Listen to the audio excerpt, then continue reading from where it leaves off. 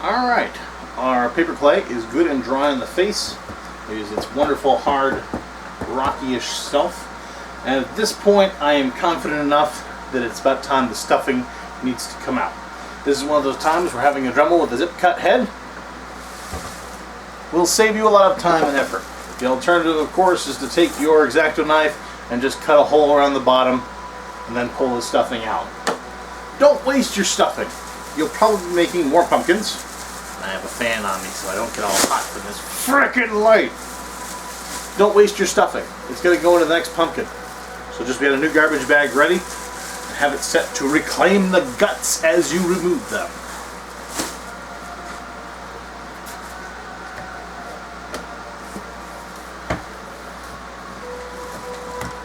Do yourself a favor and roughly mark out where the gigantic hole in the bottom is going to go.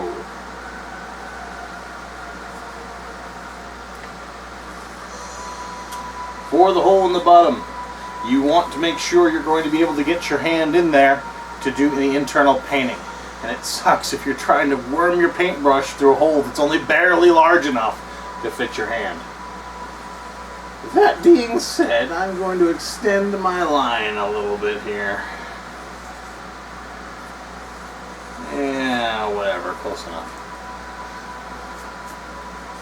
Alright, Dremel time. Zip cut bits are fantastic at just chewing through whatever. Be careful, they will try to get away from you.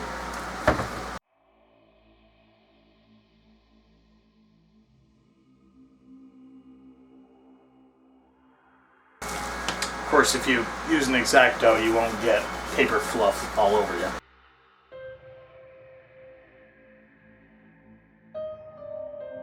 Cut away your strings. There may be some mold in there. Do not worry about that, because all that mold's going away very soon, because now we're going to have the entire inside open up to air to dry.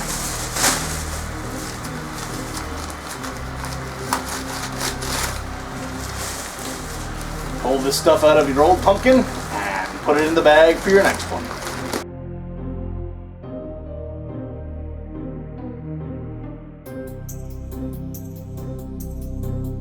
Now, if you've used part of your plastic bag as stem structure, you're going to want to go up inside and cut that off.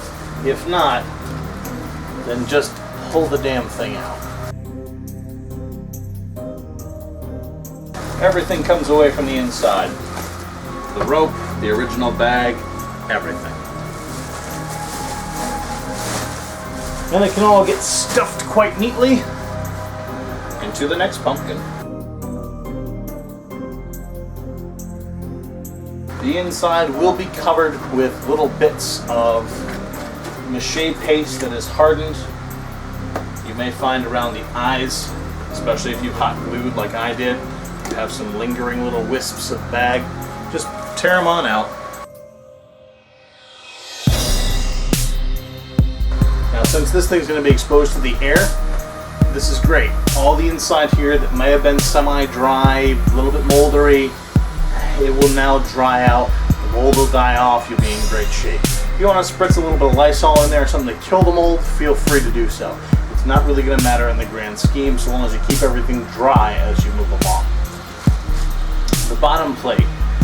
You can keep the bottom plate and try to dress it up and then stick it back on if you want. I don't really use them for anything. Other people have told me they've taken their bottom plates out. They've used them for other projects as portholes or stacky bits or what the hell ever. So save it if you want, toss it if you want. I mean, if you don't think that this is going to give you the kind of stability you need and you want to try to fit it back on, put it on a hinge system, whatever, do so. But no requirements. I usually toss mine out. Okay, with that done, we are now free to go absolutely paper clay crazy on our pumpkin, and the real sculpting stage comes in. So I'm gonna go have some fun with this thing, and I hope you have fun with yours too, and I'll meet up for further steps as we go along.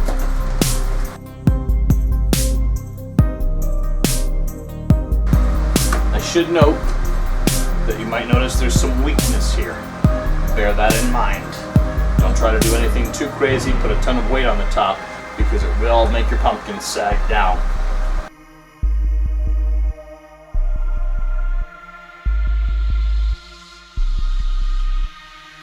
Any area that requires detail work, I'm going to avoid at the moment, like the teeth, just because I'm only trying to impart some structural strength by throwing a layer of paper clay on. Another thing to note with paper clay, remember you have those grooves that you put in with your ropes at the beginning. It's important to not mask those grooves. Make sure that they still stay in there, or the whole point of doing them is pretty much worthless. So keep your grooves, don't fill them in. Mush them down so they still stay. Do not fill them in.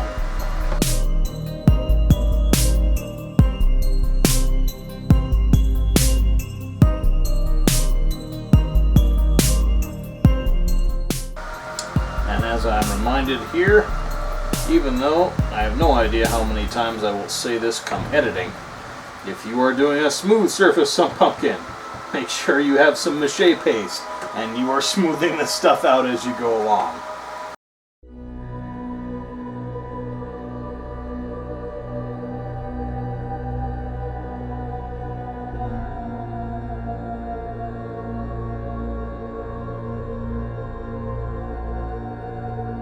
Okay, since I've hit the edge here, I may as well talk about doing the edge. First off, just make sure the edge is free of any clingy paper debris.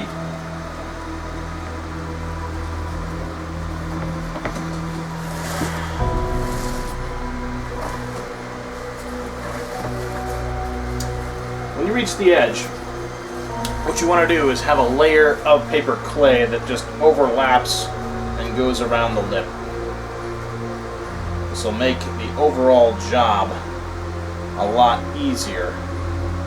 And then just smooth down the paper clay on the top. So there's an edge piece. It goes through, it overlaps, and you just smush it flat down on the opposite side. That'll make your bottom just a heck of a lot neater, and ideally more aesthetically pleasing and smooth when you finally get to your stage of sealing. You don't have to worry about any of this rough flash across the edge. It's all sealed in by the paper clay.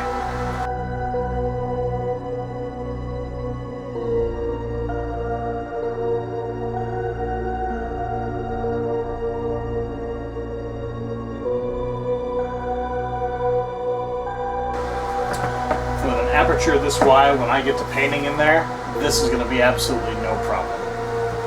I can get a hand and the paintbrush in there easily.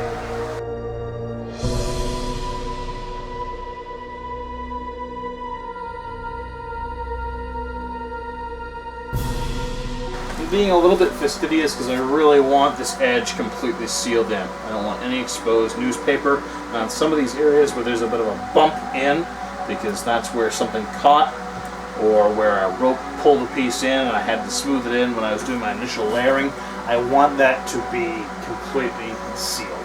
I don't want to have to worry about water seeping in through any exposed area. Most of your sealers will do a good job at covering it up, but I don't really want to take the risk.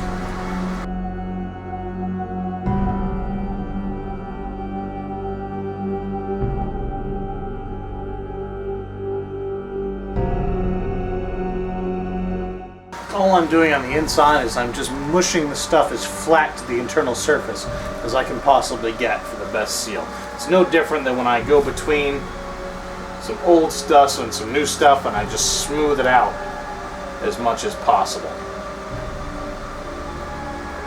It's pretty much that exact same process. Just smoothing it as finely as you can possibly get it, except along the inside edge.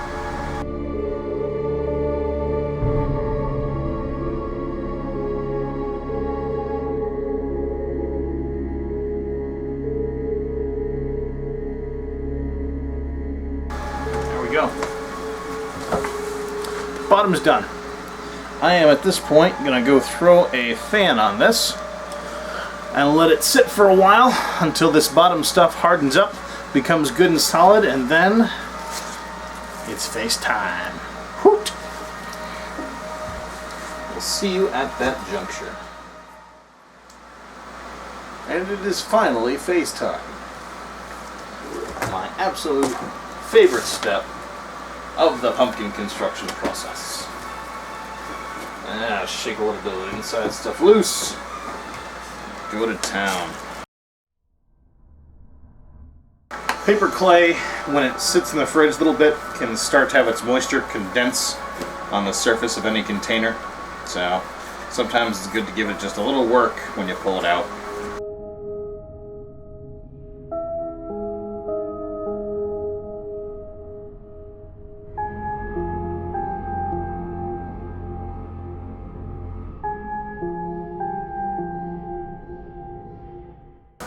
Okay, a sculpting note. If you are not going for the modeled skin look, and you still have some of these cardboard inserts here, these bits, what you're going to want to do is cover them with a very, very thin layer of paper clay. So if you're going for the non-modeled look, you're going to want to make sure that all these cardboard inserts are covered up. If you are going for the modeled look, just leave them right there, because you're going to do something that's going to make them absolutely irrelevant. I am going for the modeled look.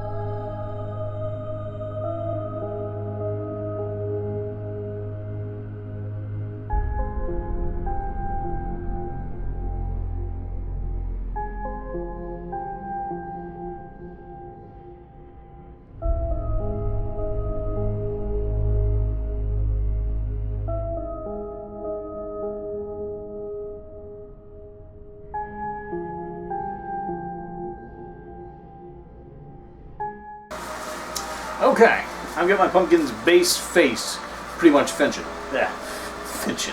Jesus. Finished.